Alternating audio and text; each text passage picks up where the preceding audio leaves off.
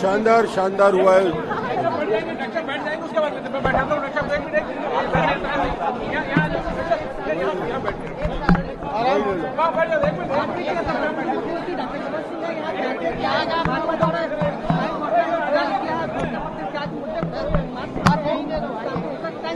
Sir, BJP का जो घोषणा पत्र कांग्रेस बहुत अच्छा घोषणा पत्र हुआ है। समाज के सभी वर्गों को संतुष्ट करने का प्रयास हुआ है।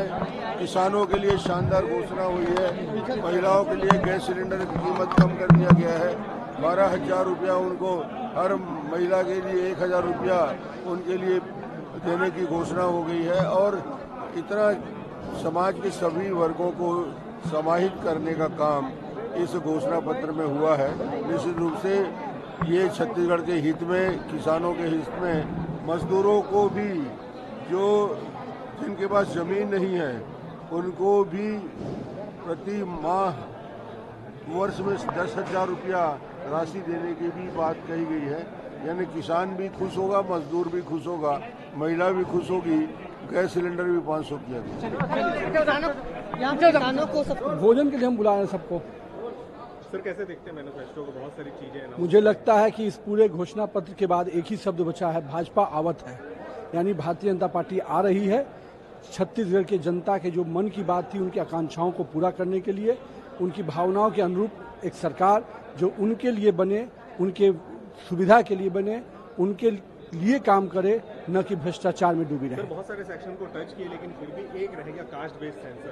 कोई विषय नहीं रह गया। माननीय गृह मंत्री जी ने बहुत स्पष्ट कहा कि हम इस विषय पर भी सबके साथ हैं, कहीं हम इसमें अलग नहीं हैं। और मेरा ये मानना है कि एक ही विषय रह गया। अब छत्तीसगढ़ में भाजपा आवत है और भाजपा के प्रति जो उम्मीद थी, आज हर वर्ग, किसान, महिला, युवा, जितने भी वर्ग होते हैं, पिछड़ा, अति पिछड़ा, दलित, SC, ST, सभी वर्गों को आप देखिए कि बस्तर में कितना बड़ा घोषणा हुआ है।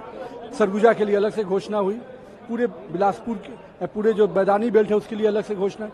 मुझे लगता है कि कंप्लीट पैकेज है और छत्तीसगढ़ के लोग निश्चित रूप से आज दिवाली और होली मनाएंगे। सर, पहली बार सरगुजा और बस्तर के लिए अलग से घोषणा हुई है, इसकी क्या जरूरत, कैसे देखते हैं? देखिए, बस्तर और सरगुजा भारतीय जनता पार्टी के हमेशा दिल में रहा है और बस्तर की कल्पना को भाजपा ने पहले भी स्वीकार किया।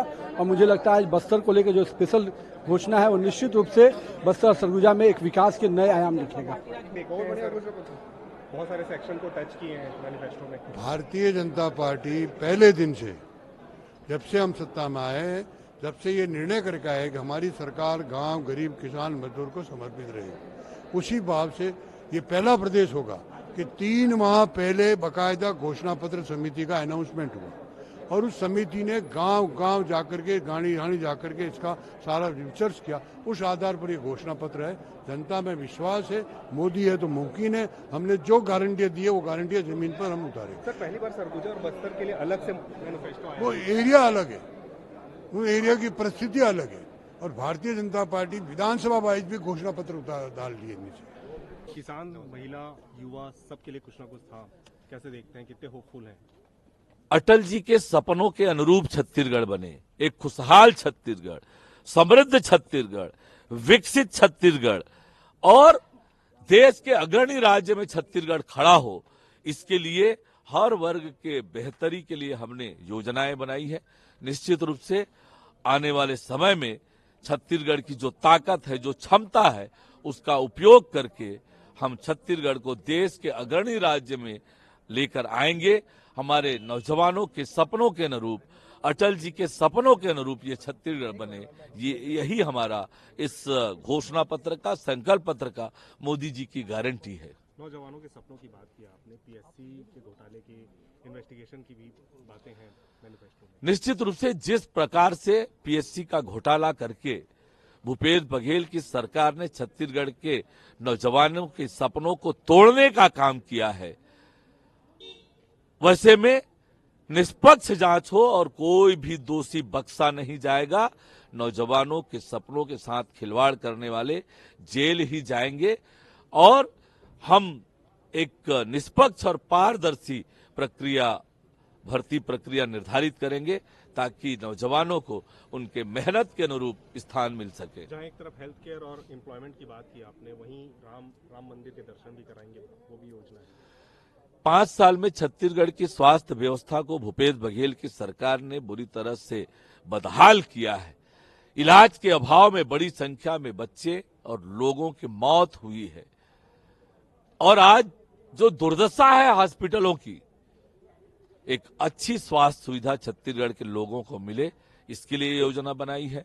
माताएं बहनें सशक्त बने, आत्मनिर्भर बने, देश के और समाज के निर्माण में, परिवार को संबल प्रदान करने में उनकी भूमिका हो, इसके लिए हमने ये अपने घोषणा पत्र में प्रावधान रखा है। एक कमेटी बनी मैनिफेस्टो तैयार करने के लिए, आज मैनिफेस्टो आ गया, कैसे देखते हैं मैनिफेस्टो को? मैं कैसे देखता हूँ, मैं ही बनाया हूँ मैं। आप कैसा देखते हैं, जनता कैसे देखती है? ये बिल्कुल जो हमने कहा था वो कर दिखाया है। भारतीय जनता पार्टी जो कहती है वो करती है, और हम वो कहते हैं जो कर सकें। वो कहते हैं, हमारा जो भी कहना होता है, हमारा घोषणा पत्र भी मैं बार बार कहता था, सच से आधारित होगा। जिस बात को अमित शाह जी ने मोहर लगाया है और उसको हम धरातल पर उतारेंगे। ये हमारी भाजपा गारंटी है, हमारी मोदी गारंटी है, अटल संकल्प है हमारा। सर, छत्तीसगढ़ के साथ साथ आप लोगों ने अलग से सरगुजा और बस्तर का मैनिफेस्टो बनाया। पहले भी बस्तर विकास प्राधिकरण पहले से चल रहा है, सरगुजा विकास प्राधिकरण पहले से चल रहा है। वर्तमान परिस्थिति में वहाँ और क्या अच्छा दे सकते हैं, वो हमारा दोनों एक फोकस है। आदिवासी बाहुल्य क्षेत्र है और नीचे तक जंगलों में रहने वाले जो वनांचल के लोग हैं, उन तक विकास की धारा पहुंचे, घोषणा पत्र वहां तक पहुंचे, उसको दृष्टिगत रखते हुए दोनों सरगुजा और बस्तर के लिए हमने अलग से जो बजट प्रावधान किया है, जो घोषणा पत्र लाया है। सर, महिलाओं को, फार्मर हैं, युवा हैं, सबके लिए कुछ ना कुछ है। इसी बीच रामलला के दर्शन भी करा रहे हैं। रामलला का मंदिर कब बने, ये इंतजार पूरे देश को है, और देश ही नहीं, देश के बाहर जो हिंदू हैं उनको भी है। अब देखिएगा, शुरू हो जाए तो कितने पर्यटक आएंगे, और वहाँ हमारा छत्तीसगढ़ के लोग ना रहे। जो रामलला के हम लोग ननिहाल के लोग हैं, वो अगर रामलला के उस स्वागत सम्मान में ना रहे तो हमारे लिए बहुत एक दुखदाई बात होगी छत्तीसगढ़ के लिए। उस पीड़ा, उस दर्द को, उस भावना को सम्मान करते हुए भारतीय जनता पार्टी ने अपने घोषणा पत्र में उसको स्थान दिया है। लगभग 17 अनाउंसमेंट किए हैं कांग्रेस ने, और क्लेम कर रहे हैं कि हमने एक पूरा भी कर दिया, 20 क्विंटल पैडी को प्रोक्योर करके। तो अभी तक के ये लोग कर रहे थे, और आप लोग को कह रहे थे कि आप लोग पीछे